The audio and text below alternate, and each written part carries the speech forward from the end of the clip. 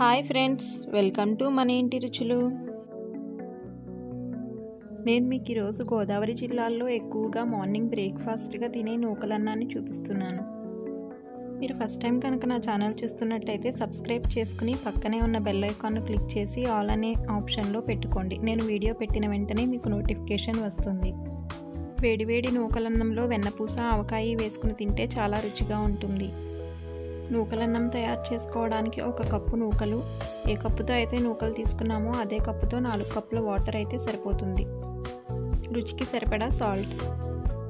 నేను ఇక్కడ పాతకాలం పద్ధతిలో పొయ్యి మీద కుండలో నూకలన్నం తయారు చేస్తున్నాను. మీరు కావాలంటే గ్యాస్ మీదైనా చేసుకోవచ్చు.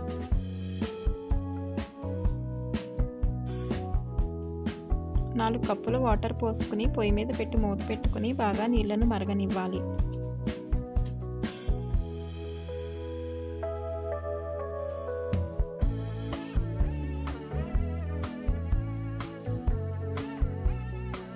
నీళ్లు బాగా మరుగుతున్నప్పుడు మూత తీసుకుని రుచికి సరిపడా సాల్ట్, నూకలు వేసుకుని బాగా ఉడకనివ్వాలి.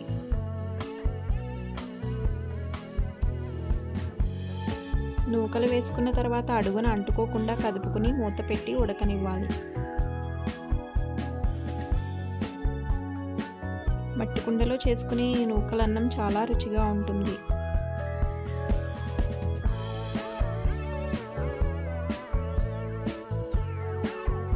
పది నిమిషాలు కొద్దిగా ఉడికిన తర్వాత మూత తీసుకుని చూసుకోవాలి.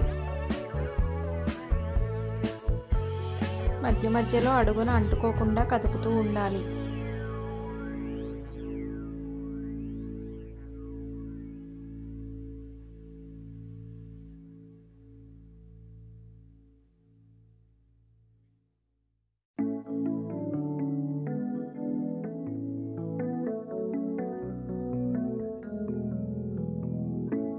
వాటర్ అంతా అయిపోయి నూకలన్నం కొంచెం పల్చగా ఉన్నప్పుడే దింపేసుకోవాలి.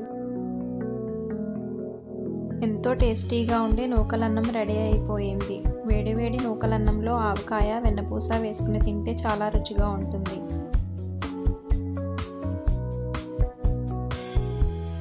మీరు ఫస్ట్ టైం కనుక నా ఛానల్ చూస్తున్నట్టయితే సబ్స్క్రైబ్ చేసుకుని పక్కనే ఉన్న బెల్ ఐకాన్ను క్లిక్ చేసి ఆల్ అనే ఆప్షన్లో పెట్టుకోండి. నేను వీడియో పెట్టిన వెంటనే మీకు నోటిఫికేషన్ వస్తుంది.